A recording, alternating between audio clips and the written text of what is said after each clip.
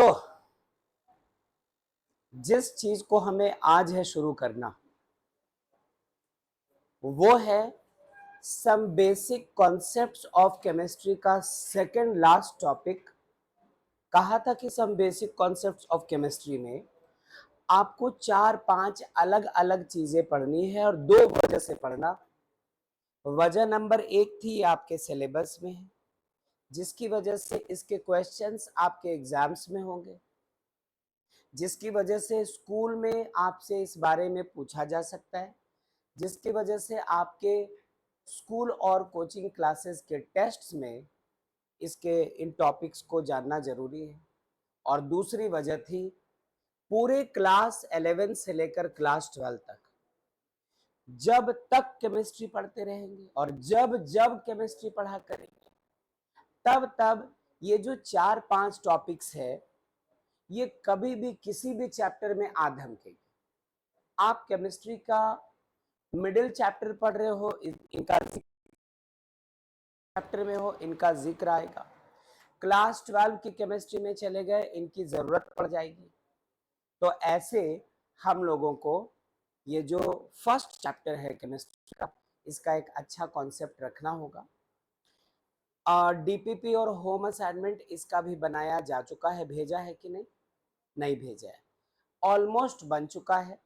अब चूंकि परसों आई थिंक संडे को टेस्ट है फिजिक्स की, है ना, तो आज ये क्लास खत्म होने के बाद हम लोग फिजिक्स के वो जो कुछ डाउट्स वगैरह हैं तो वो देख लेंगे। होम असाइनमेंट के परसों तैयार रहना है हम लोगों को।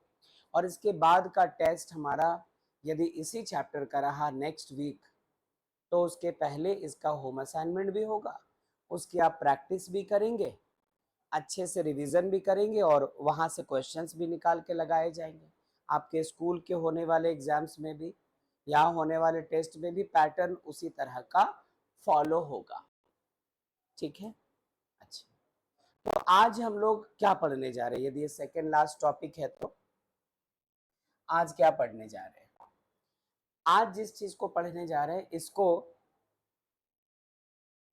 कुछ लोग प्रोनाउंस करते हैं स्टोइकियोमेट्री,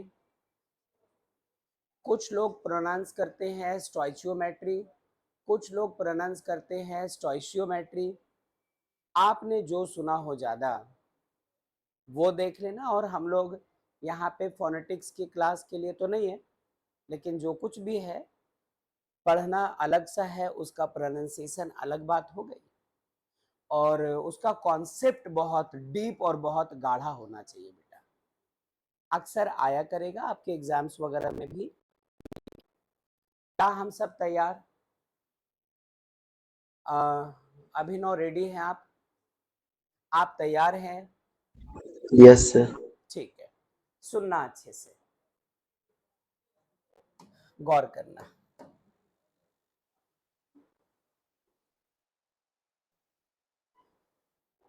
गुड।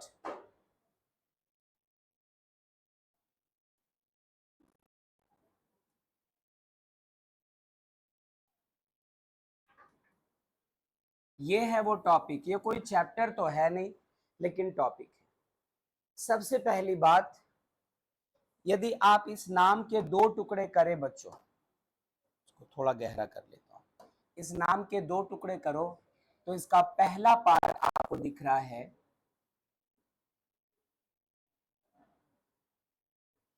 क्या है आकर्ष? स्टोइकियो। अच्छा, ये जो वर्ड आप देख रहे हैं ये एक ग्रीक वर्ड है। पहली बात इसका ध्यान रखना, ये जो वर्ड आप देख रहे हैं ये एक ग्रीक वर्ड है। अभिनव ध्यान रखना, ग्रीक वर्ड है और इसका मीनिंग होता है एलिमेंट, जिसको फिर बाद में कहा गया कि एलिमेंट कह सकते हैं या फिर एलिमेंट से रिलेटेड जितने टर्म्स होंगे, जैसे नंबर ऑफ मोल्स, यदि एलिमेंट एग्जिस्ट नहीं करता तो उसके नंबर ऑफ मोल्स की भी बात हम लोग नहीं, जैसे एलिमेंट्स के मास यदि एलिमेंट नाम की चीज नहीं होती तो एलिमेंट के मास के बारे में भी बात नहीं करते। आप जो कंपाउंड ले रहे हैं यदि वो गैसियस है तो गैसियस कंपाउंड भी तो अलग अलग एटम्स से मिलकर बनते हैं और वो एटम्स किसी ना किसी एलिमेंट के होते हैं। तो गैस के केस में हम लोग वॉल्यूम की बात करते हैं, तो वॉल्यूम भी एक टर्म है, नंबर ऑफ मोल्स भी एक टर्म है, नंबर ऑफ पार्टिकल्स भी एक टर्म है। तो ओवरऑल आप समझो कि यहाँ पे स्टोइकियोमेट्री जो टॉपिक है इसमें स्टोइकियो जो पहला टुकड़ा है इसके नाम का, ये एक ग्रीक वर्ड है जिसका मतलब होता है एलिमेंट। और आई थिंक मुझे जरूरत नहीं पड़नी चाहिए इसका मीनिंग बताने की। मेट्री मीन्स होता ही है मेजरमेंट। तो क्या हम लोग एलिमेंट्स को मेजर करेंगे, क्या कुछ करने वाले हैं, ये एक अलग सी बात आती है। रिमेंबर क्लास 10 बच्चों, क्लास 10 में आपको कोई ना कोई चैप्टर मिला होगा जिसमें आप केमिकल रिएक्शंस को बैलेंस करना सीख रहे होंगे, है ना। हिट एंड ट्रायल मेथड, इस मेथड से आप किसी केमिकल रिएक्शन को बैलेंस, 2 लगा दो, यहाँ पे 3 लगा दो, यहाँ 7/2 लगा दो, और सारे जो एलिमेंट्स हैं वो LHS और RHS, रिएक्टेंट साइड और प्रोडक्ट साइड, दोनों साइड सेम होना चाहिए। तो वो रिएक्शन बैलेंस किया करते थे। तो हम लोगों को इस पूरे टॉपिक में इसी तरह की चीज पढ़नी है। कोई ऐसा क्वेश्चन नहीं होगा, कोई ऐसा एग्जाम्पल नहीं होगा जिसमें हम लोग किसी केमिकल रिएक्शन की बात ना करें। अब जब केमिकल रिएक्शन की बात होगी तो उसको बैलेंस करने की भी जरूरत पड़ेगी। जितना बैलेंस करने का तरीका आपने 10th में सीखा है अभी फिलहाल एनफ, क्योंकि 11th स्टैंडर्ड में आपको एक और बार बैलेंसिंग ऑफ रिएक्शन पढ़ना है। लेकिन तब आप चैप्टर पढ़ रहे होंगे redox reaction, oxidation and reduction. उस वक्त 2-3 और मेथड्स आपको पढ़ाए जाएंगे। Ion electron method to balance a chemical reaction, oxidation number method to balance a chemical. हाल यहाँ पे उसकी जरूरत नहीं है, हम लोग तो चैप्टर 1 में है। यहाँ पे बैलेंस करने के नाम पे सिर्फ आप हिट एंड ट्रायल मेथड जो सीख कर आ रहे हो जूनियर क्लास में उसी की जरूरत पड़ेगी, उसके अलावा। तो क्या ये पता चला कि जो टॉपिक हम लोग आज पढ़ने जा रहे हैं वो स्टोइकियोमेट्री है। स्टोइकियोमेट्री में ये जो वर्ड आता है, जो ये एक ग्रीक वर्ड है जिसका मतलब होता है एलिमेंट, और मेट्री मीन्स मेजरमेंट। तो हम लोग आखिर मेजर क्या करने वाले हैं, एलिमेंट्स के बारे में कौन से चीज के मेजरमेंट की बात करने वाले हैं। तो हम लोग बात करेंगे कि कोई एक केमिकल रिएक्शन हो जिसके LHS में लिखा है A reacts with B to give C and D। तो A और B क्या हो गए, रिएक्टेंट्स हो गए। C और D क्या हो गए, प्रोडक्ट्स हो गए। तो अब क्वेश्चन आपसे क्या छेड़खानी करेगा वो सुनो। क्वेश्चन कह देगा कि यदि इस चीज का आप डिकम्पोजिशन करवा रहे हो, आप इसको हीट देकर ब्रेक करवा रहे हो, जैसे कैल्शियम कार्बोनेट ले लो, काफी famous reaction. Calcium carbonate CaCO3 को जब हम लोग ब्रेक करते हैं तो कैल्शियम ऑक्साइड और कार्बन होता है। तो एक रिएक्शन आपको देगा CaCO3 एरो मार्क और ब्रेक करवाकर CaO और CO2 ऐसा देगा बेटा। अब आपसे कह देगा कि यदि कैल्शियम कार्बोनेट के 40 ग्राम को हीट करते हैं तो हमें कैल्शियम ऑक्साइड कितना ग्राम मिलेगा। कार्बन डाइऑक्साइड की कोई बात ही नहीं करेगा वो। या फिर ऐसा कह देगा कि कैल्शियम कार्बोनेट के 40 ग्राम को हिट किया, बर्न किया, उसको ब्रेक करवाया, तो बताओ कि कैल्शियम ऑक्साइड कितना मिलेगा, कार्बन डाइऑक्साइड कितना मिलेगा वो बताओ। कई बार ऐसा कह देगा कि आपसे LHS में कह देगा कि KClO3 है, पोटेशियम क्लोराइड है, इसको ब्रेक किया, है ना, उसके बाद 2 उसके टुकड़े हो गए, तो उस तरफ KCl और O2 ऑक्सीजन गैस की बात कर देगा। तो इधर तो KClO3 तो वजन में है, मास में है, कह देगा इसके आपने 375। बताओ ऑक्सीजन गैस कितना बना। अब गैस का तो वॉल्यूम होता है, तो थोड़ा सा यहाँ पर यूज मोल कॉन्सेप्ट का भी आएगा, मोल कॉन्सेप्ट का भी वहां पर यूज आएगा। थोड़ा आपने नहीं पढ़ा है पल्लवी, बट 10th लेवल से जितना जानते हैं वो यूज करेंगे, और अदरवाइज मैं थोड़ा थोड़ा रफ करता चला जाऊंगा, ठीक है। और भी कुछ बच्चों ने नहीं पढ़ा होगा, खैर। तो आपको इसमें कई सारी चीजों को डिस्कस करना है। क्या क्या बात आप करेंगे वो सुनो। हम लोग क्या करेंगे, जो भी एलिमेंट्स होंगे किसी रिएक्शन में, सपोज किसी रिएक्शन आप बी से करवा रहे हो और इसकी वजह से सी और डी बना है, जिसमें से ए हमारा सॉलिड है बेटा, बी भी हमारा चलो सॉलिड मान लिया, ये हमारा सॉलिड बना, ये हमारा लिक्विड बना, ऐसा मान के चलो।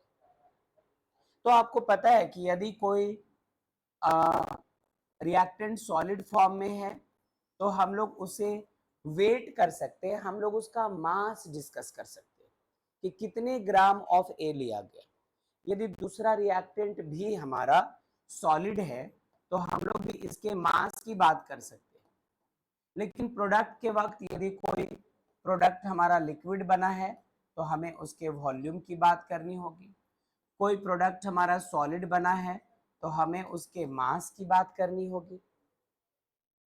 तो ये हमें पढ़ाएगा क्या, स्टोइकियोमेट्री, एक रिएक्शन देकर कह देगा कि इसके इतने ग्राम रखे हैं, बताओ जब बी से रिएक्शन करेगा तो डी के कितने लीटर्स बनेंगे। मतलब इसका क्या लिया उन्होंने, मास, और इसका क्या लिया है उन्होंने, वॉल्यूम। मास वॉल्यूम रिलेशनशिप ये बना है। या फिर रमन, या फिर इसका मास देकर आपसे ये पूछा जाएगा कि आप मास बताओ कि इसके इतने ग्राम को रिएक्ट करवाया है, तो बताओ इसके कितने ग्राम्स बनेंगे। मास मास रिलेशनशिप, ऐसी बात आ जाएगी। तो या फिर ये कह देगा इसके 10 ग्राम को इसके कितने ग्राम से रिएक्ट करवाए कि हमें इसका 20 ग्राम मिल जाए। तो ये जो चीज है इसको नॉर्मली बुक्स में भी जब आप पढ़ने जाओगे तो वो यूनिटरी मेथड का इस्तेमाल करते हैं, जो काफी उलझाऊ होता है। हम लोग उसको और छोटे में और सिंपल वे में सीखेंगे। बस आप फोकस लेवल बना के रखिएगा। इंट्रो एक बार हो जाए, और इंट्रो होने में वक्त कितना लगने वाला है, 10 मिनट्स। वो 10 मिनट्स तो हो चुके हैं तकरीबन, लेकिन जो बातें बताई हैं इसके बाद 2-4 कदम और चलोगे तो हमें इस बात का कंफर्मेशन मिल जाएगा कि एग्जैक्टली यहाँ हमें किस तरह की चीज परोसी जाने वाली है और क्या कुछ हम लोगों को मिल पाएगा। ठीक है, अच्छा, तो जो गैर जरूरी चीजें हैं उनको यहाँ से मैं हटा देता हूँ पहले। ऐसे क्यों हटा रहा हूँ, ऐसे क्यों नहीं, किसी ने याद नहीं दिलवाया। अभिनव एक बार आवाज दीजिए, फिर हम लोग यहाँ से आगे चलेंगे। Sir. Very good, very good. तो ये जो एलिमेंट होगा, हम लोग एक्चुअली इस एलिमेंट की क्वांटिटी की बात करेंगे,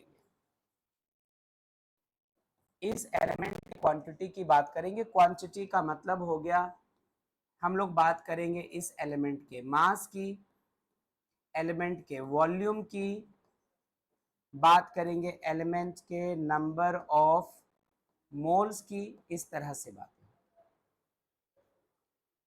कभी किसी एक कंपाउंड का मास गिवन है, दूसरे कंपाउंड का मास पूछा जाएगा। कभी किसी एक कंपाउंड का वॉल्यूम देकर दूसरे कंपाउंड का वॉल्यूम पूछ ले, या एक का वॉल्यूम बताकर दूसरे का मास पूछ ले, या नंबर ऑफ मोल्स दे दे आपसे मास पूछ ले, नंबर ऑफ मोल्स दे दे आपसे वॉल्यूम वॉल्यूम पूछ ले। इस तरह की बातें आएंगी।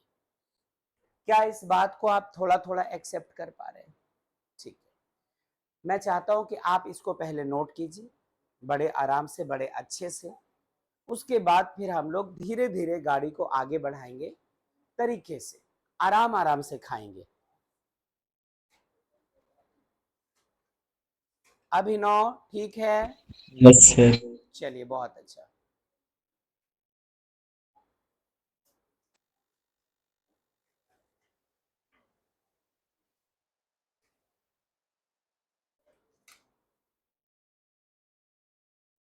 देखा क्यों मंगवा के रखा।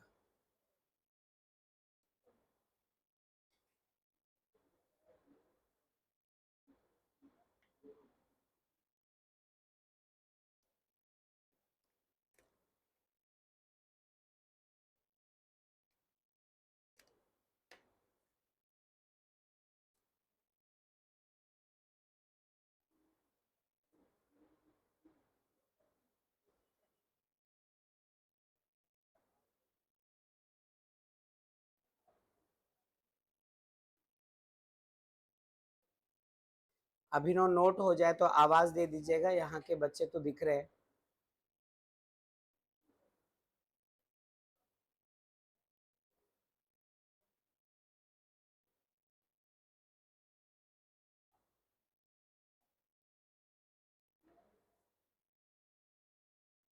हो गया अभिनव? Yes sir. ठीक है, यहाँ भी सबका हो ही चुका है।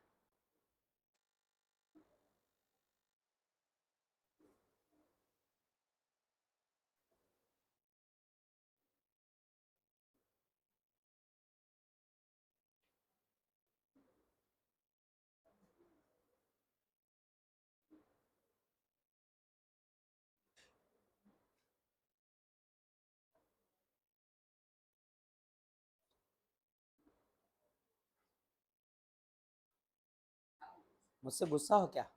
वही तो पूछ रहा हूँ। चलो, चलिए वापस मैं पर्दे पे हूँ कहानी आगे बढ़ाने के लिए।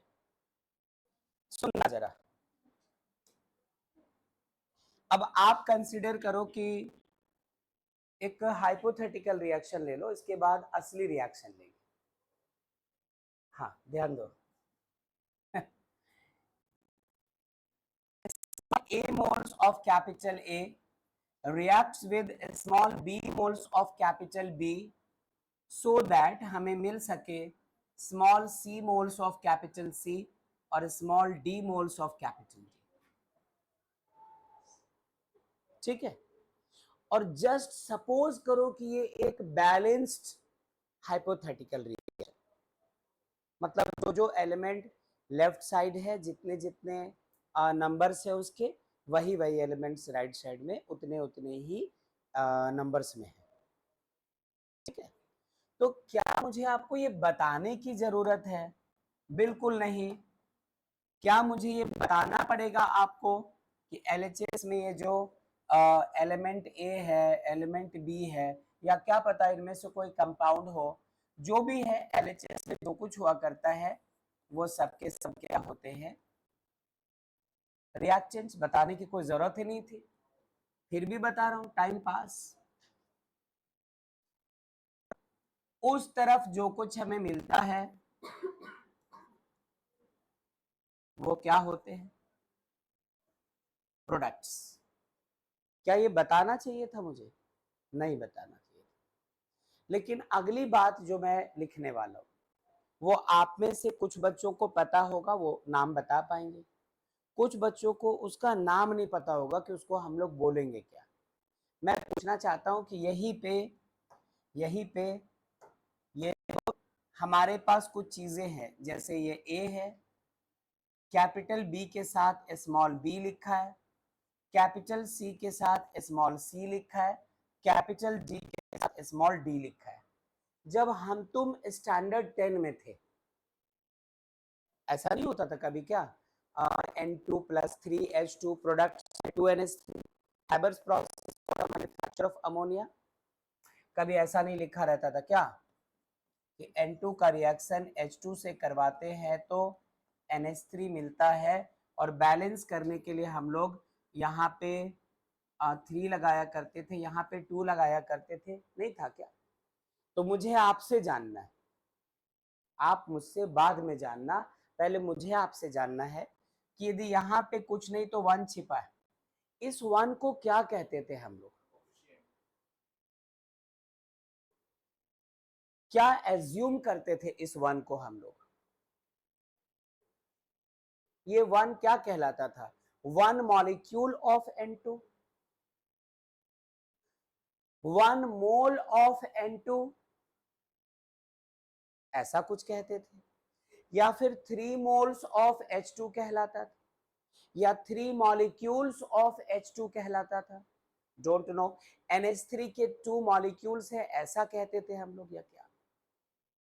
तो आपने इनको क्लास 10 में यदि ऐसे भी पढ़ा था कि 1 molecule of nitrogen gas reacts with 3 molecules of hydrogen gas to give 2 molecules of ammonia gas, सही था।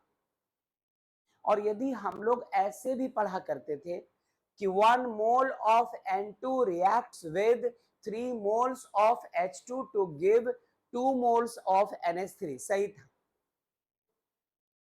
लेकिन बात ये आती है कि वो बाद वाली बात है, मॉलिक्यूल मोल वो तो खैर ठीक है, लेकिन जैसा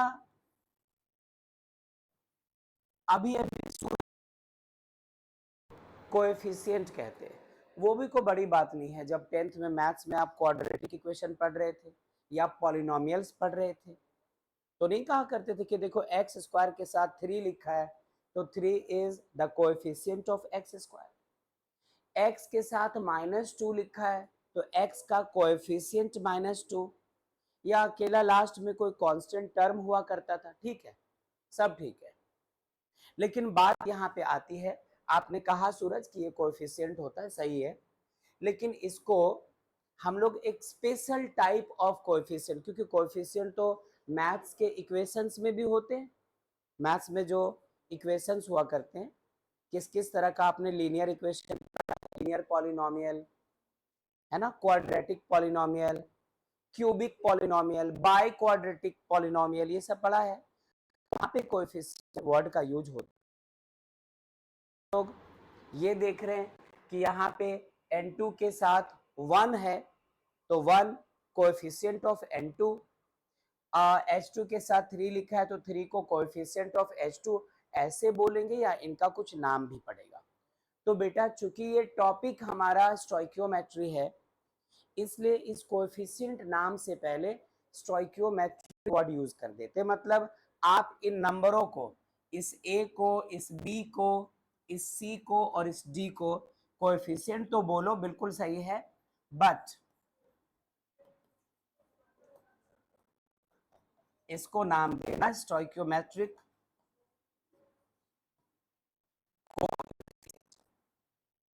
सुना हम सब, तो ये एक बात आ जाती है, तो जानना तो पड़ेगा, क्योंकि हम लोगों को केमिकल रिएक्शन से ही दो दो हाथ करने हैं आज के क्लास में, उसके बाद फिर दिखा देंगे और क्या होना है।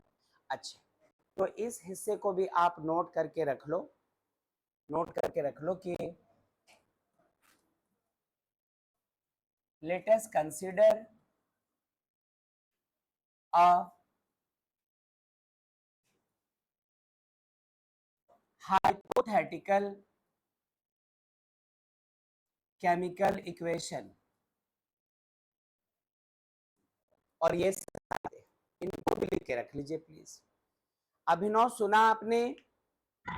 Yes, sir. चलो बहुत अच्छा।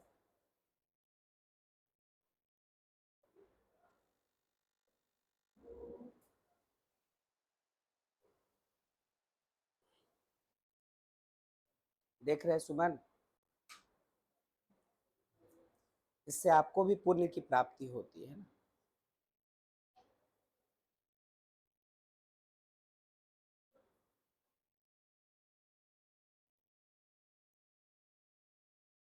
पानी सही नहीं था, छलक गया ये।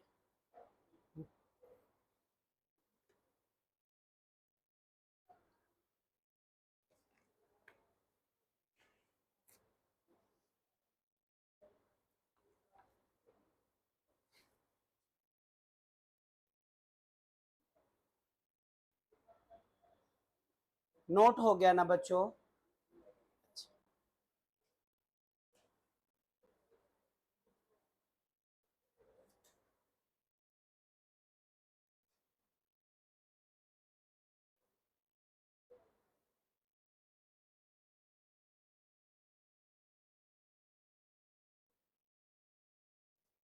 Done.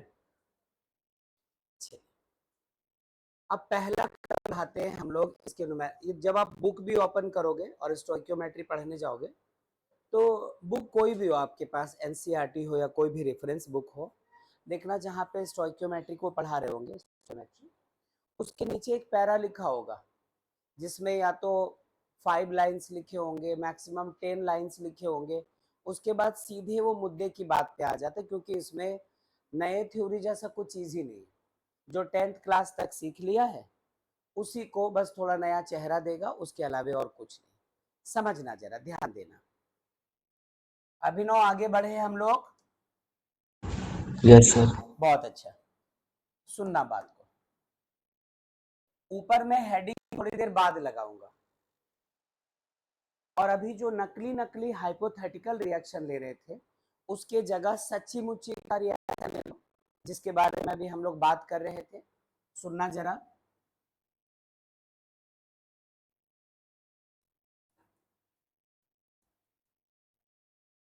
Let us consider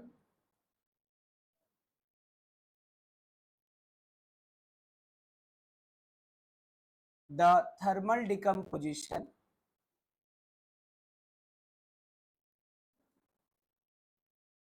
of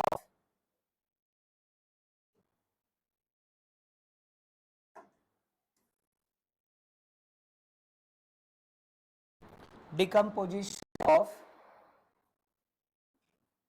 KClO3। ठीक है, कुछ इस तरह KClO3 जो कि सॉलिड फॉर्म में हुआ करता है, जब इसे हम लोग ब्रेक करवाते हैं,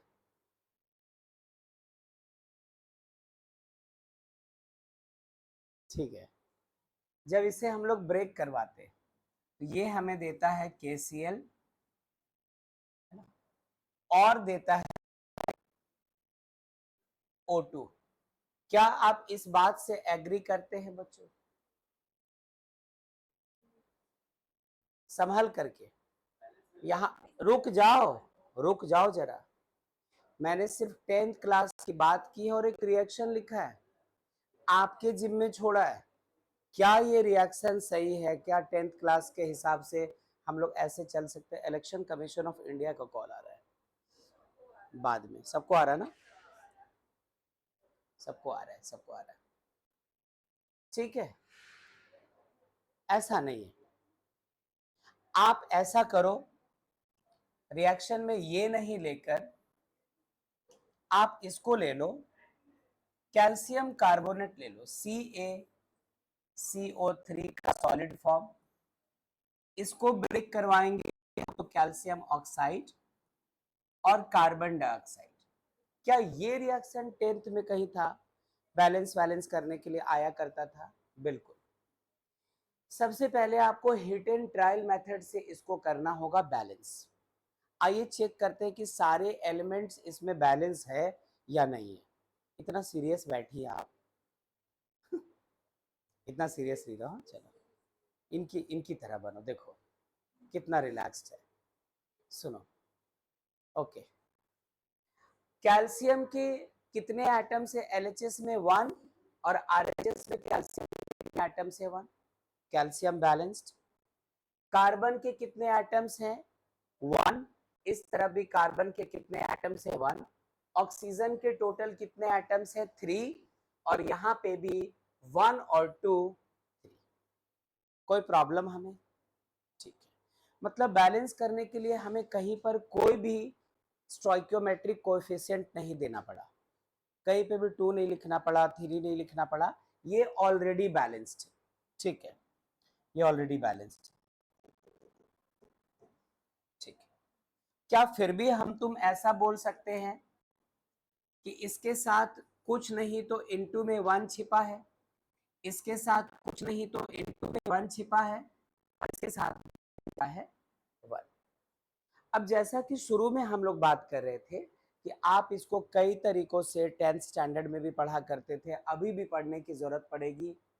one molecule on decomposition gives one molecule of calcium oxide या फिर 1 मोल ऑफ CaCO3। अब 1 मोल का मतलब होता है बच्चों 6.022 इंटू 10 टू द पावर 23। तो कहाँ 6.022 इंटू 10 टू द पावर 23 और कहाँ यहाँ पे सिर्फ 1 लिखा हुआ है। तो इस स्टोइकियोमेट्री का एक रूल भी सुन लेना कि भले यहाँ पे 1 मॉलिक्यूल लिखा रहे, किसी चीज का 1 एटम रहे, वो अलग चीज है। आप इसको दिमाग में सेट कर लो बिल्कुल, ये जो 1 लिखा रहेगा आप इसे 1 मोल ऑफ कैल्शियम कार्बोनेट कहना। बुक्स में आपको ये बातें मिल जाएंगी। वैसे यहाँ पे सिर्फ 1 लिखा है, इसको भी 1 मोल ऑफ CaO मानकर है, नहीं मानकर चलना है ऐसा। और इसको भी क्या कह देना आप 1 मोल ऑफ कार्बन डाइऑक्साइड। वो और बात है कि ये आई थिंक ये गैस के फॉर्म में होगा। अभिनव एक बार आवाज दो, सब कुछ ठीक है? Yes, sir. गुड। अब इन तीनों के खोपड़ी के ऊपर इनका आप मोलर मास लिखो। रुक जाइए,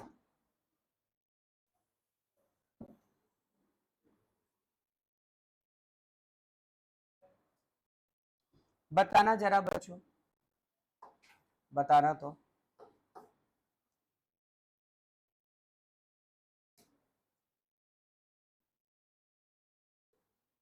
इसका मास निकालो। कैल्शियम कितना होता है 40, कार्बन कितना 12, ऑक्सीजन कितना 16, मल्टीप्लाइड बाय क्या 3, क्या देगा हमें? आई थिंक 100 देगा। चेक करो तो, ये 48 और ये 40, 88 और 12 100। अच्छा, इसकी बात करो CaO, कैल्शियम 40, ऑक्सीजन 16, कितना देकर जाएगा ये 56 ग्राम। CO2 पता तो है 44 होता है, carbon 12, oxygen 16 into 2 equals to 44। ठीक है, अब मेरी बात सुनो। आपके बुक में ये पॉसिबल है कि इसके जो क्वेश्चंस पूछे जाए वो बुक वाले यूनिटरी मेथड आपको जमाई आ रही बार बार। खाओ माँ कसम, हट। हाँ चलो, आप सारी जमाई पी जा रहे हैं जैसे कोई गम पी जाता है। हाँ चलो वापस आ जाओ। कोई बात, ये रमन बैठे हैं यहाँ पे, आप तो अभिनव जानते हैं। और जो बच्चे इस लेक्चर को यूट्यूब में देखेंगे, मैं रमन की फोटो फिर यहाँ दिखा दूंगा, कहीं पहचान Yes, लेंगे। sir. ओके, चलो वापस आ जाओ, वापस आ जाओ, कोई बात नहीं रमन, क्या बात है। हाँ वापस आओ। तो इसका हमें 100 ग्राम मिला, इसका 56 ग्राम मिला और इसका 44 ग्राम मिला। सबके मोलर मास हम लोगों ने लिख लिए। तो यूनिटरी मेथड थोड़ा सा उलझाऊ होता है कि कैसे लिखे, कैसे सेट करें, किसको पहले किसको बाद में। हालांकि वो ट्रेडिशनल तरीका है, उससे जा सकते हैं आप, कोई इशू नहीं है। समझना समझना, एक रिलेशन यहाँ लिखने वाला हूं, उसको ऐसे देखिएगा। लिखा हम लोगों ने मास ऑफ CaCO3 अपॉन, देखो इसके साथ ये ले रहा हूं मैं, मास ऑफ C,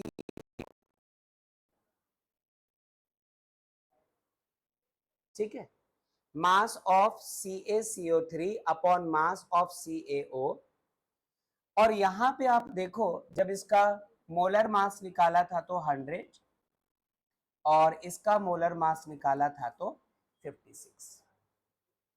ये एक फॉर्मूला समझो, ये कुछ हम लोग कैलकुलेट नहीं कर रहे हैं अभी, कैलकुलेट तब करेंगे जब हम लोग इसको समझकर इस पर बेस्ड क्वेश्चन देखेंगे। तो आप इसको फॉर्मूले की तरह कैसे ट्रीट कर सकते हैं? तुम बोलोगे 100 भी हम लोगों ने कैलकुलेट कर लिया और 56 भी हम लोगों ने कैलकुलेट कर लिया है, तो इसमें कैलकुलेट करने का है क्या? जब क्वेश्चन लिखोगे उस वक्त आपसे ऐसा कहा जाएगा कि when 332 gram of CaCO3 is decomposed, calculate the mass of calcium oxide formed। मतलब इसका कुछ ना कुछ वैल्यू क्वेश्चन में अलग से देगा बेटा। ये और ये तो आप खुद पता कर रहे हो। ये 100 आपने अपनी मेहनत से, ये 56 आपने अपने तरीके से पता कर लिया। अब सोचो इन दोनों में से कोई एक मास ऑफ CaCO3 दे दे और मास ऑफ CaO पूछ दे, तो क्या ये पता ये पता क्रॉस मल्टीप्लिकेशन करके ये नहीं पता कर सकते? संध्या, आप कहीं और गुम हो गई थी, सुन रही थी बेटा?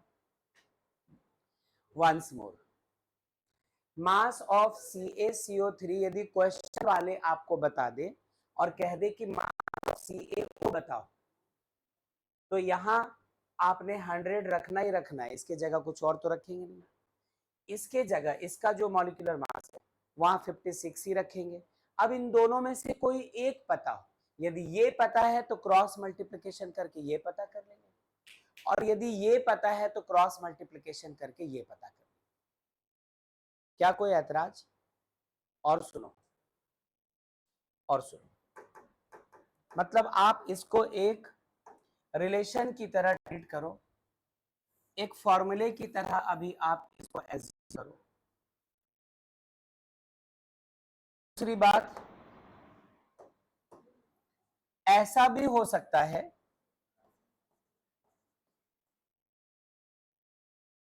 कि मास ऑफ CaCO3 के बाद ये मास ऑफ CaCO3 अपॉन, मैं भी वॉल्यूम की बात नहीं कर रहा हूं, मास की बात कर रहा हूं, मास ऑफ CO2। ठहरो तो जरा, CaCO3 का मोलर मास कितना निकला? 100, ऊपर लिख दो। CO2 का मोलर मास कितना है? 44, यहां लिख दो। अब फिर से देखो, इन दोनों में से कोई एक पता है, क्रॉस मल्टीप्लिकेशन करवा के सॉल्व करवा कर हम लोग बाकी दूसरे का मास पता कर सकते हैं। अभी ये मत सोचो कि ये गैस है, वो मत सोचो, क्योंकि हम लोग अभी जो पढ़ रहे हैं, अभी हेडिंग दिलवाया नहीं आपको, ये है मास मास एनालिसिस या मास मास रिलेशनशिप। वॉल्यूम की बात अभी हम लोग करेंगे ही नहीं, सिर्फ मास की बात कर रहे हैं। तो एक दूसरा रिलेशन आपने देखा इनके बीच आया, CaCO3 और CO के बीच। मतलब सोचो, इसके साथ इसका ये डिस्कस कर लिया, इसके साथ इसका ये डिस्कस कर लिया। इनफैक्ट आप CaO और CO2 की भी बात कर सकते हैं। Mass of calcium oxide divided by mass of carbon dioxide equals to 56/44। तो बिल्कुल यही चीज आपको उस वक्त भी मिलेगा जब आप यूनिटरी मेथड यूज करेंगे कि such gram of calcium carbonate gives this much gram of calcium oxide, therefore 1 gram of calcium carbonate will give this much by this much gram of calcium oxide, therefore जितने में पूछा जाएगा आप उसको calculate करो, ऐसा ही रिजल्ट मिल रहा है। क्या यहाँ तक काम चलाऊ समझे हम लोग? अभिनव, यहाँ तक समझ पाए आप? Yes sir. ठीक है, ठीक है, इनको आप नोट कीजिए। उसके पहले मुझे ऐसा लिखने दो कि हम लोग किस चीज के बारे में बात करें, मास एनालिसिस की बात करें।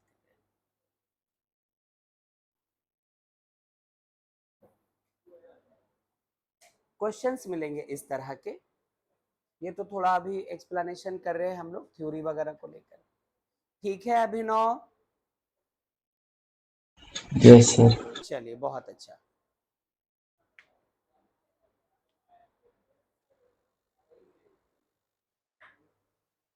इन दोनों का भी लिख देता हूं यहाँ पे, आप लिखते रहो।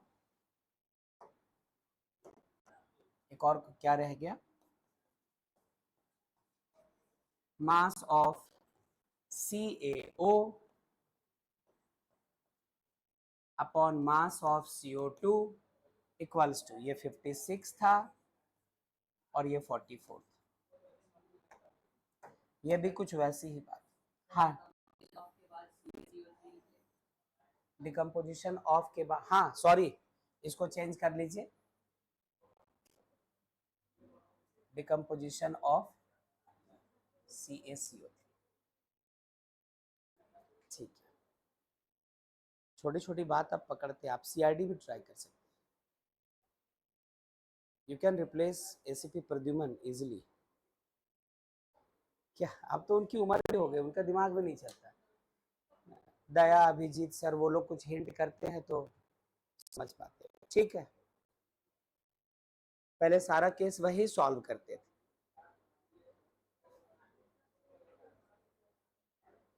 अब उनका रोल कब आता है? जब कोई चीज फॉरेंसिक भेजना होता है, डॉक्टर सालुंके उनके करीबी दोस्त हैं, तो उन्हीं से थोड़ा सा उनका सीन बन रहा होता है। ठीक है पल्लवी, ओके। समा समझ रही बेटा? ओके।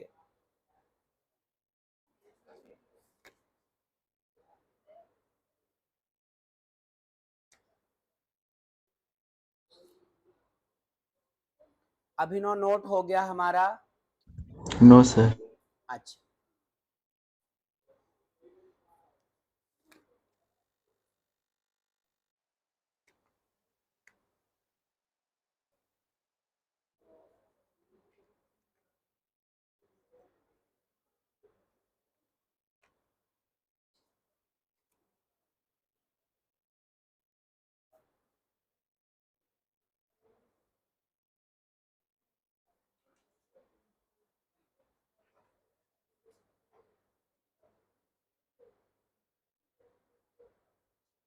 श्रेया जैस्मिन ठीक है? क्योंकि ऐसा ही एक और एग्जांपल हम लोग अभी ले करके देन देखते हैं, कोई एक क्वेश्चन लेंगे ताकि उसमें हम लोगों को इसको यूज करने का मौका मिले, और फिर बुक में हम लोग पहचान पाएंगे। जब बुक से सॉल्व करोगे तो उस वक्त ही पहचानना कि मास मास रिलेशन पर बेस्ड क्वेश्चंस अलग से दिए रहेंगे, फिर मास वॉल्यूम के अलग से दिए रहेंगे, ये दोनों। देन आपको कहीं मिलेगा मोल मोल एनालिसिस।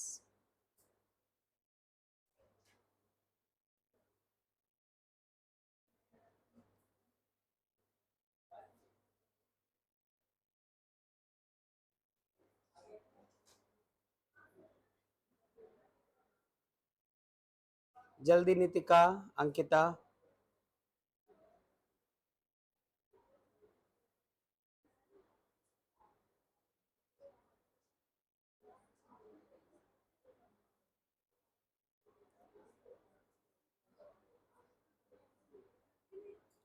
रमन को बिठाऊंगा उत्कर्ष के साथ। या तो आप थोड़ा बोलना कम कर देंगे या उत्कर्ष मेरा बोलना सीख जाएगा, ये दो में से एक।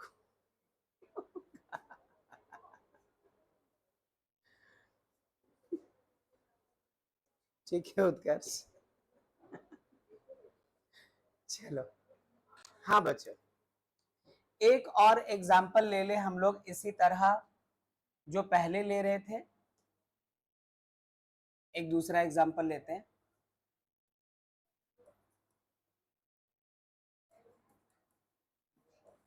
लेट अस कंसीडर द, क्या ले रहे थे हम लोग? KClO3, पहले तो यही सोचा था। देन ये ब्रेक होता है KCl और प्लस O2 में। शुरुआत में पूछा था आपसे, क्या ये रिएक्शन हम लोगों ने 10th की बुक में कहीं देखा था, है ना, जूनियर क्लास वाले बुक में भी मिला हो, बिल्कुल बहुत कॉमन है। क्या ये बैलेंस्ड है, ये पूछा था। क्या ये रिएक्शन हो पाएगा, वो पूछा था। बैलेंस्ड नहीं है। तो बैलेंस करने के लिए हम लोग जूनियर क्लास के मेथड से hit and trial method use कीजिए और देखिए क्या क्या कर सकते हैं, क्या करें हम लोग, कैसे बैलेंस करें। पहले तो ऑक्सीजन को देखो, यहाँ पे 3 है, यहाँ पे 2 है, इसको 6 बना सकते हैं, इसे 6 बनाने के लिए 2 डालना पड़ेगा। अच्छा, इसके चक्कर में पोटेशियम 2 हो चुका है और क्लोरीन भी 2 हो चुका है, तो एक 2 यहाँ पे लगा दिया। डन। अभिनव ठीक है? Yes, sir. Okay okay. अब बात आती है, बिल्कुल पिछली बार की तरह इसको आप दोबारा ये बता दो कि KClO3 के कितने मोल्स हम लोगों ने लिए हैं? 2 मोल्स। KCl के कितने मोल्स बन रहे हैं? 2 मोल्स। और ऑक्सीजन के कितने मोल्स हैं? 3 मोल्स।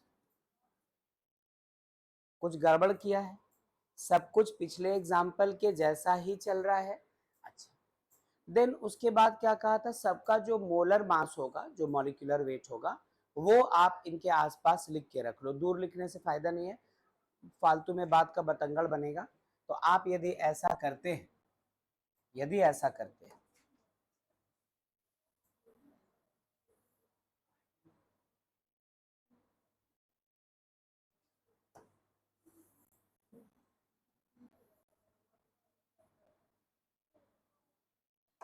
आप देखिए पोटेशियम का क्या 39, पोटेशियम का एटॉमिक मास 39, हाँ वही तो, plus chlorine 35.5 plus oxygen 16 into 3। अब इस बार तो ऐड करना पड़ेगा।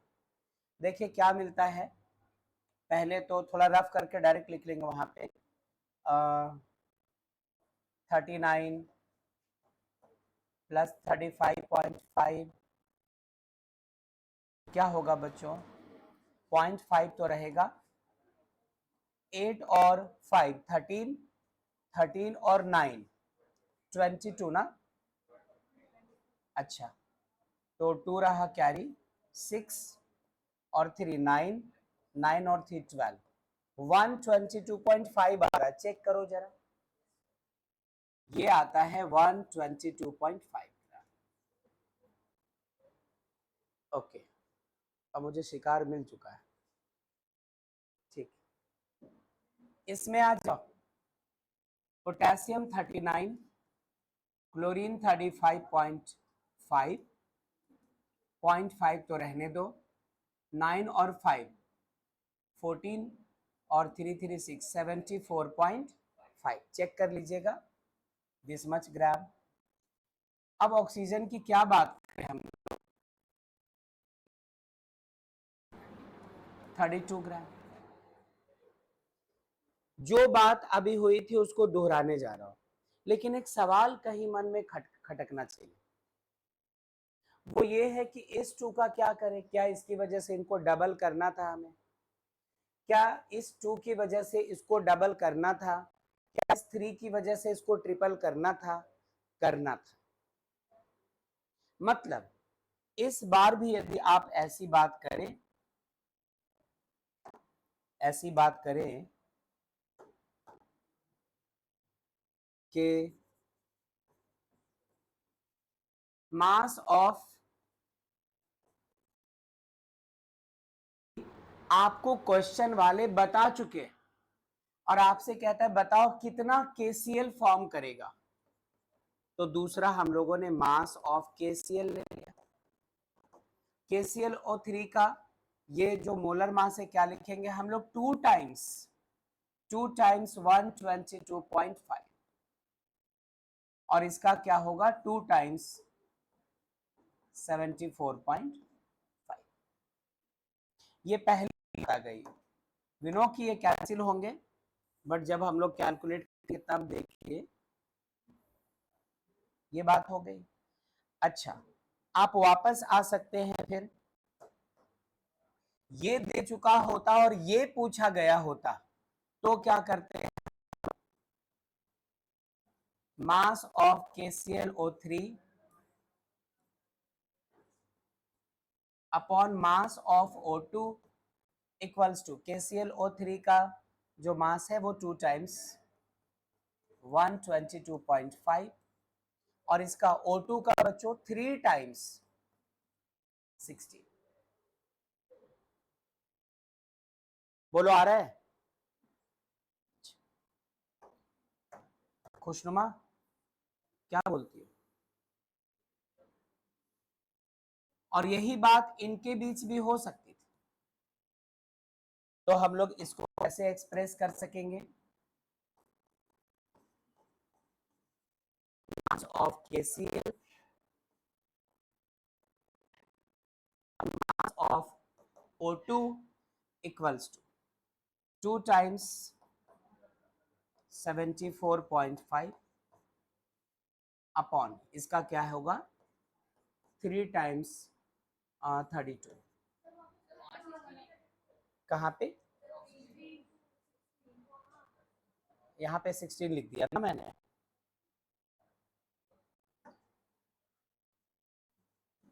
32। तो इस तरह बात यहाँ पर एक और निकल के आती, नोट कर लीजिए और नोट होते ही चलेंगे आगे बच्चों, कर लीजिए नोट। अभिनव मौजूद हैं आप? Yes, sir. ठीक है, ठीक।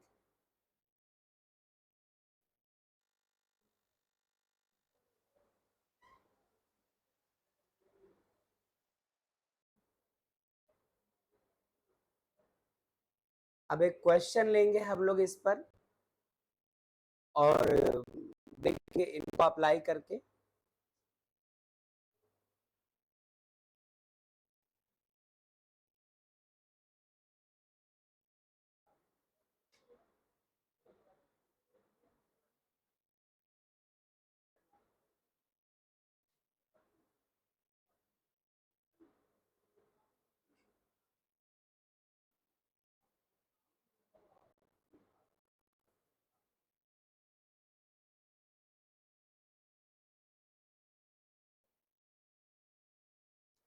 साहिल समझ पाए? साहिल क्यों बोला मैंने? फैजल समझ पाए? सुमन, रमन, नो कमेंट्स।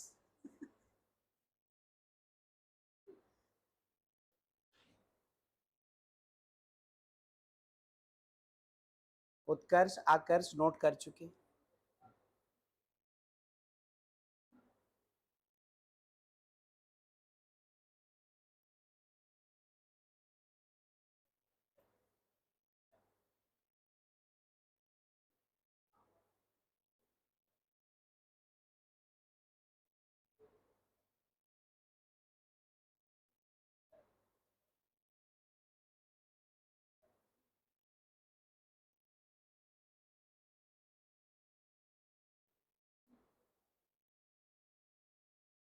तो ऐसा क्यों लग रहा है कि जब अगला क्वेश्चन हम लोग लेंगे तो आप उसे बिल्कुल सॉल्व कर सकेंगे, कोई इशू नहीं होना चाहिए।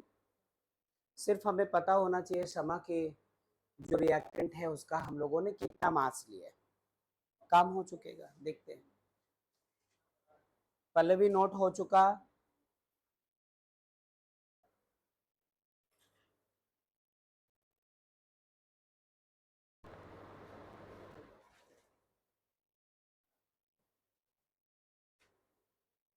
अभिनव हो चुका नोट? Yes, sir. ठीक है, एक क्वेश्चन लिखिएगा प्लीज। क्वेश्चन लिखना, calculate calculate the mass of calculate the mass of KCl and oxygen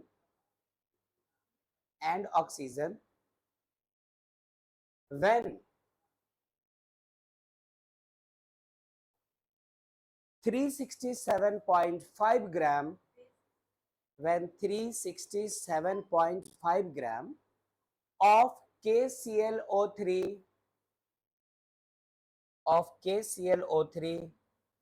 is heated, 367.5 gram of KClO3 is heated. Question खत्म, और कुछ नहीं कहना है.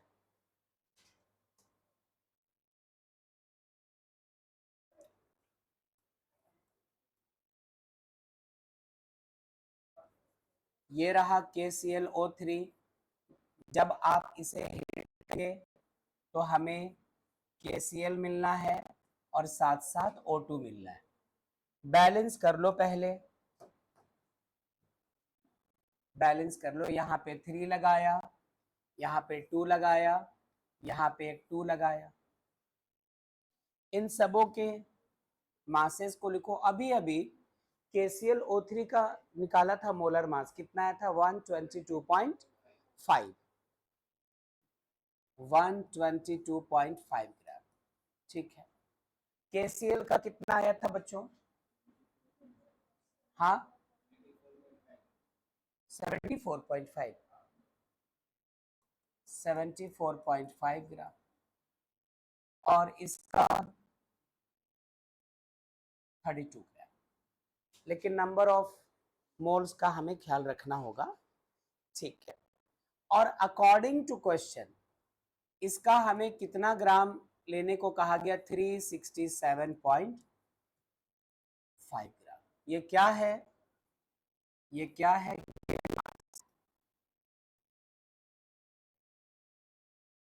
है ना, KClO3 का. बस आई डोंट थिंक कि आपको मेरी जरूरत है, आप खुद सॉल्व कर सकते हैं. इसका दे रखा है और KCl का पूछा है, इसका दे रखा है और O2 का पूछा गया है. तो हम लोग क्या करेंगे? नाउ कॉन्सेप्ट लगाओ. मास ऑफ KClO3 जो हमें पता है, मास ऑफ KCl जो हमें पता करना है, equals to 2 times 122.5 upon 2 times 74.5. Mass of KClO3 कितना दे रखा है? 367.5. मास ऑफ KCl हमें पता करना है, मास ऑफ KCl पता करना है. 2 2 कैंसिल्ड, 122.5 अपॉन 74.5. और से देखिए 3 टाइम्स कैंसिल हो रहा बच्चों, 3 टाइम्स कैंसिल हो गया डायरेक्टली. देखो ना, 12 3 जार 36 और 25 का ट्रिपल 75. तो ये सीधे सीधे 3 टाइम्स कैंसिल हो चुका है. तो दिस इंप्लाइज दैट, अभिनव देख रहे हैं आप, समझ रहे हैं? Yes, sir. Okay. 3 by mass of KCl equals to 1 by 74.5. Cross multiplication करवा दो, क्रॉस मल्टीप्लिकेशन करवा दो.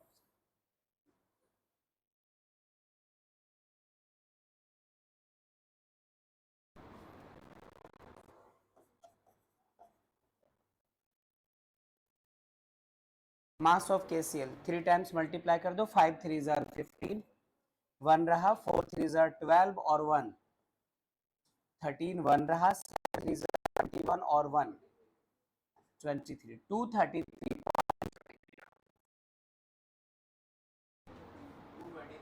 223 होगा, 223.5 ग्राम्स. इतना KCl हमारा प्रोड्यूस होगा. ऐतराज कोई? अच्छा. ठीक है अभिनव, ये पोर्शन समझ गए हम लोग इस क्वेश्चन का? Yes, sir. ओके, अभी क्या करो, आप इसके दूसरे हिस्से में चलो। आपसे उन्होंने ये भी पूछा था, इसके साथ ये लेना होगा।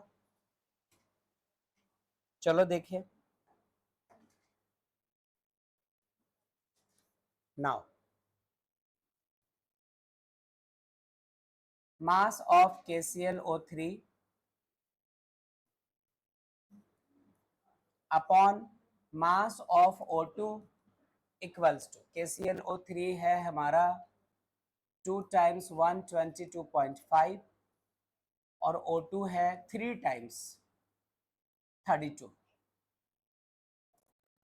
यहाँ पे ये दे रखा 67.5 upon mass of O2 equals to 2 times 122.5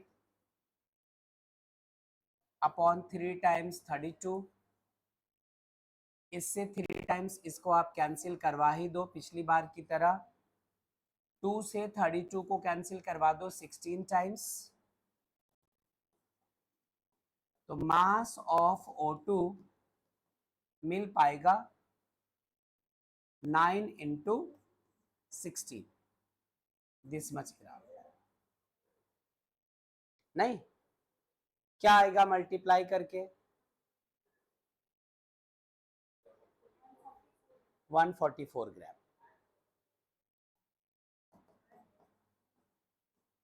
इतना ऑक्सीजन तैयार होगा। अभिनव आवाज दीजिए यदि आपको कोई प्रॉब्लम ना हो तो। Yes, sir. ठीक है, चलो नोट कर लीजिए बच्चों।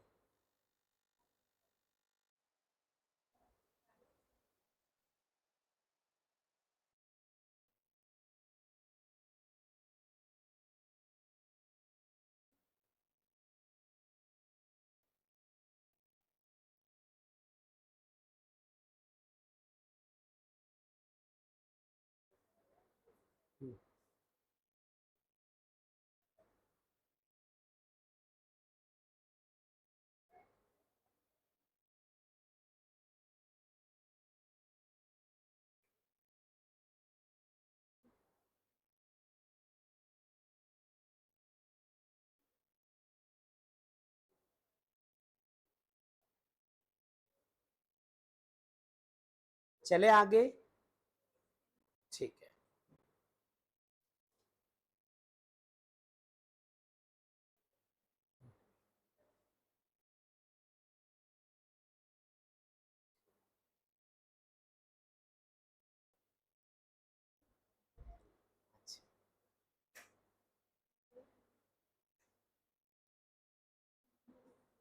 अब मैं थोड़ा पीछे लेकर चलता हूं आपको।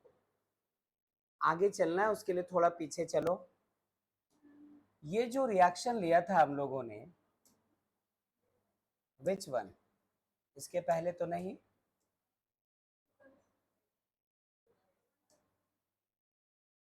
यही वाला ले लो।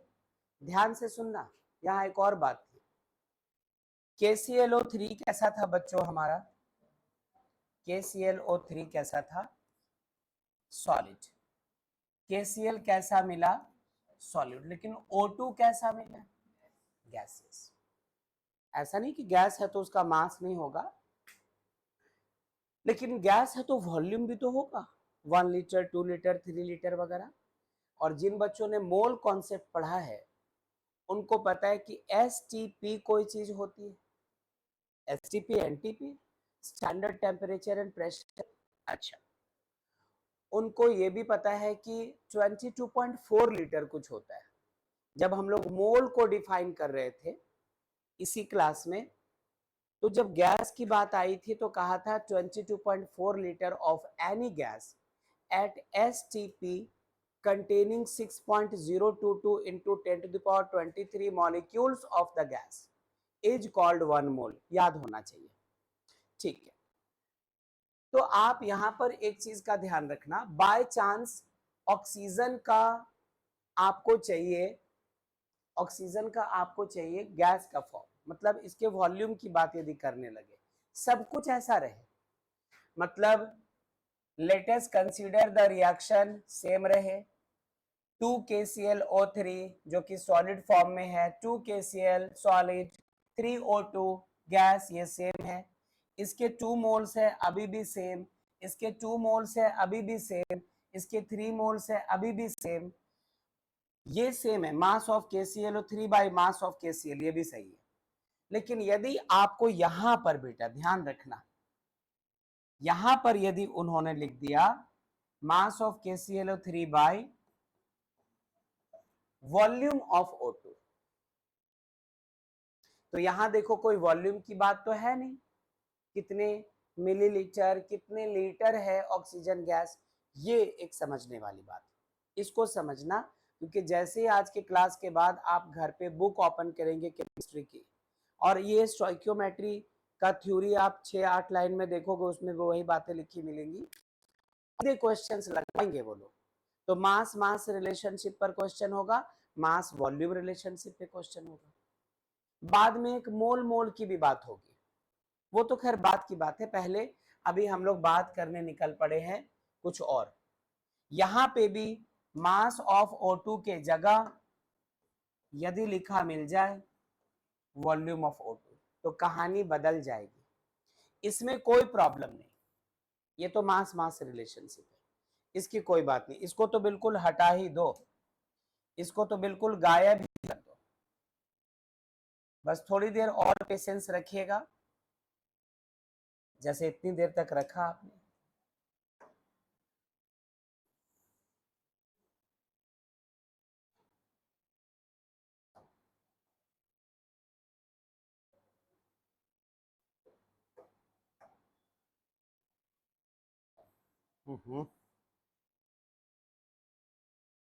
बस थोड़ी देर और,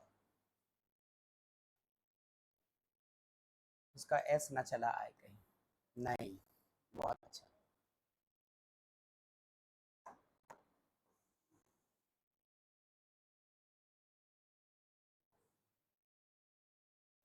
पूरी ताकत पूरी जुगत यहाँ झोंकेगा, फिर हम लोग कंक्लूजन पे आएंगे, इस पर बेस्ड क्वेश्चन देख लेंगे, तो फिर हम लोग इस काबिल हो जाएंगे कि मास मास और मास वॉल्यूम रिलेशनशिप या उसके एनालिसिस पे बेस्ड क्वेश्चंस ऑपरेट कर सके। सुनना बच्चों, सुनना, गैस के केस में जिन बच्चों ने पढ़ा है वो रिकॉल कर लेना कि ऐसा हुआ था, गैस के केस में number of moles equals to होता है volume of gas in litre, लेकिन ध्यान रहे 8 STP डिवाइडेड बाय 22.4 लीटर्स।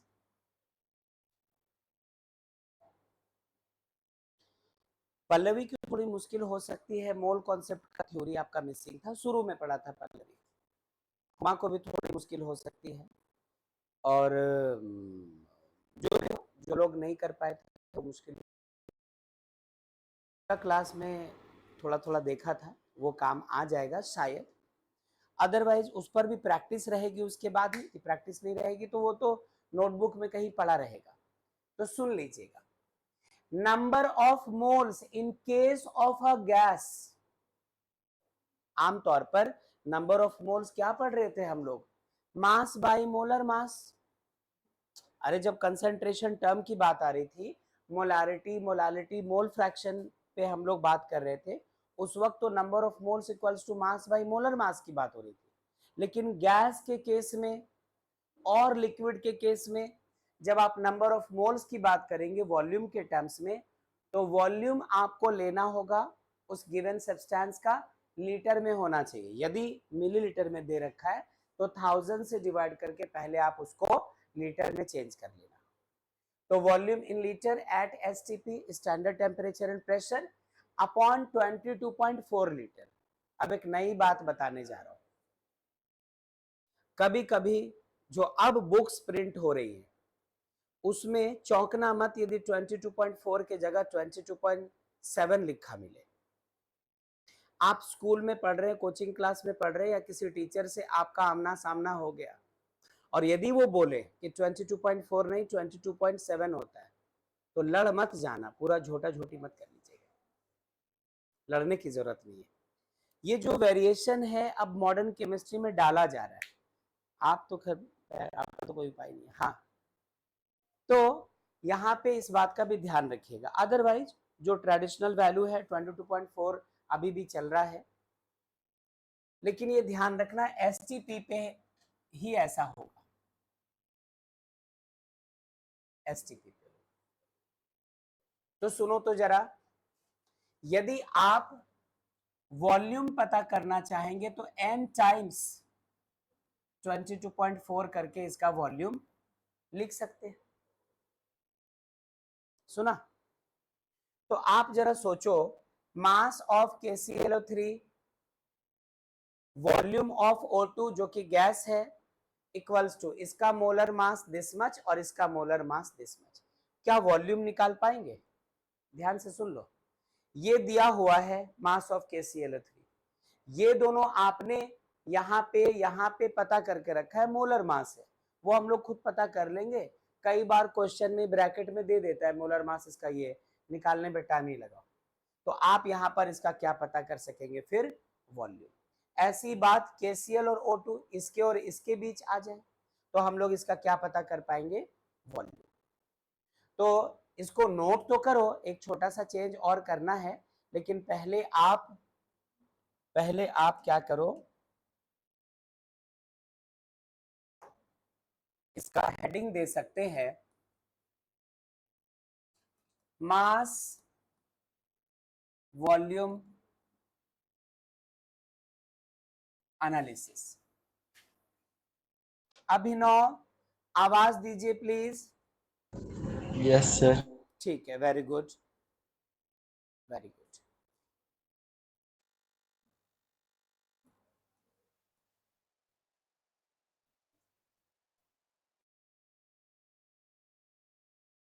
ये जो नंबर ऑफ मोल्स का रिलेशन है सिर्फ गैसेस के लिए अप्लाई करना है ना, लिक्विड सॉलिड के लिए नहीं।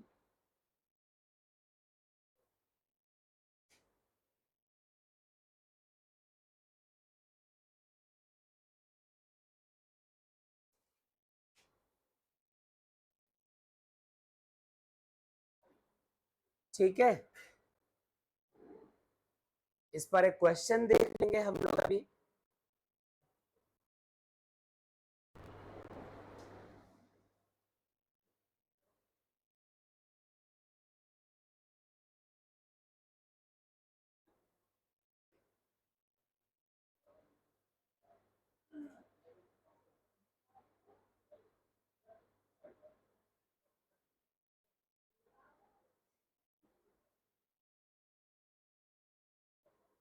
नोट हो चुका हो तो एक क्वेश्चन लिखे क्या?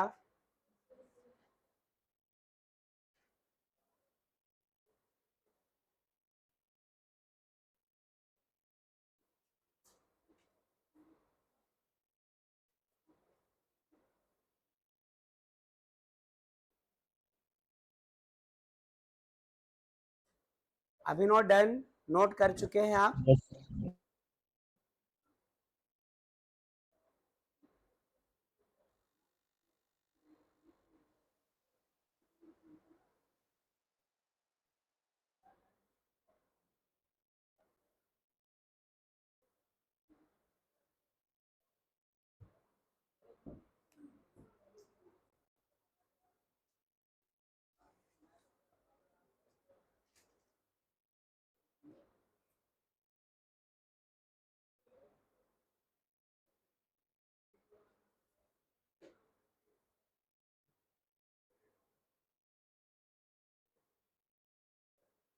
मेन इसमें यहाँ पे समझना है, ध्यान रखना, ये 22.4 और ये जो n है वो यही है, नंबर ऑफ मोल्स।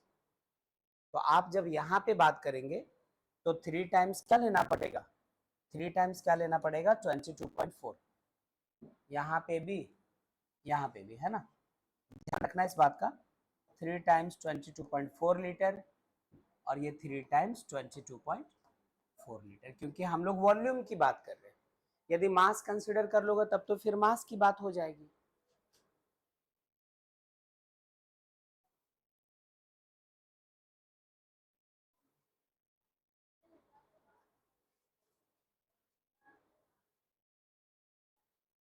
डन।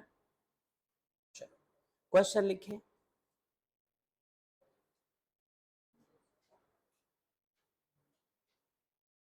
लिखे ना,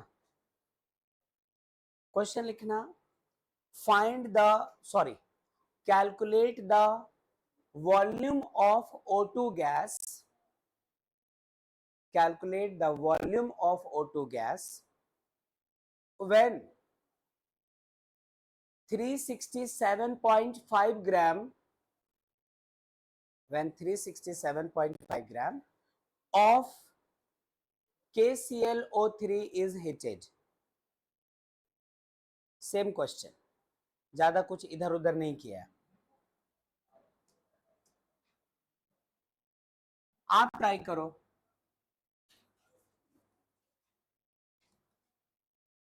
अच्छा एक चीज, एक वर्ड छूट गया शायद, calculate the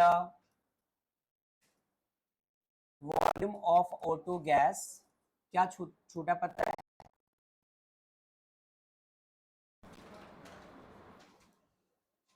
When 367.5 gram of KClO3 is heated. यही है क्वेश्चन। मुझे उम्मीद है आप सॉल्व करेंगे। आप सॉल्व करते रहो, मैं भी सॉल्व करता हूं।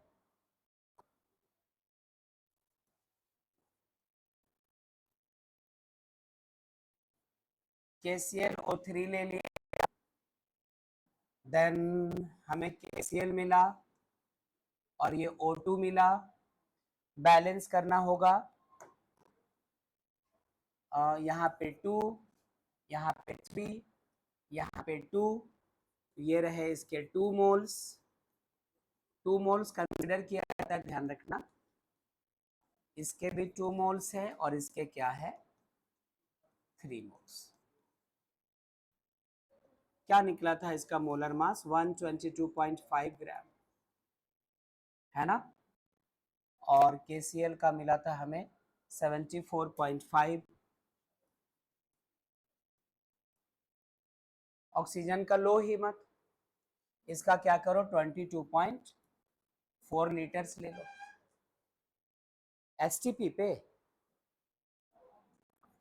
Eight STP। बस क्या करते हैं हम लोग, ये दे चुका है और आपसे ये चाहता है, तो इसका तो हमें मास पता है, मास of KClO3 upon volume of O2। इसके जगह आपने रखा 2 मोल्स है तो 2 टाइम्स 122.5। O2 के 3 मोल्स है लेकिन मल्टीप्लाई किससे? 22.4 लीटर्स। अब ये दे चुका है, इसके जगह वैल्यू रखो, ये पता, वॉल्यूम पता कर सकते हैं। आ गया भाव्या? क्या आंसर आया? 100.8। ठीक है, इतने सारे बच्चों का सेम आ रहा है तो आना चाहिए। इसका क्या था 367.5,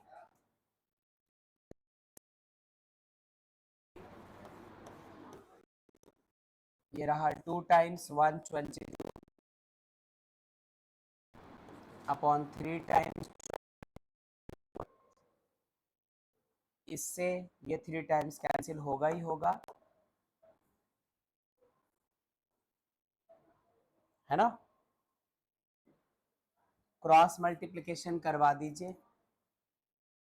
तो वॉल्यूम ऑफ O2 क्या मिल पाएगा हमें? 9 टाइम्स 22.4 अपॉन 2, 9 टाइम्स 11.2, है ना। तो आपने क्या कहा 100.8।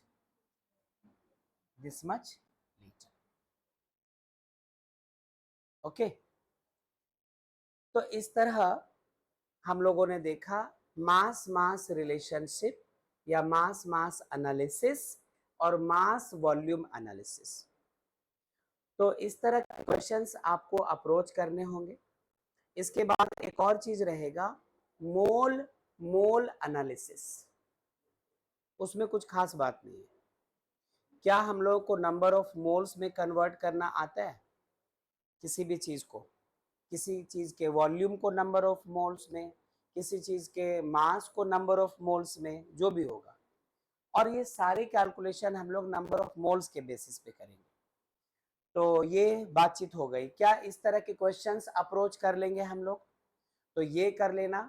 आज की ये वाली क्लास पहले यही रुकेगी। अभिनव बने रहिएगा, आप लीव मत होना। बात करते हैं हम लोग इस बारे में। और इस क्लास को मैं रोकता हूँ। इसके बाद फिर हम लोग आगे बात अलग तरह की करेंगे। नोट सबका हो चुका है ना? ओके ओके, जो वन थी।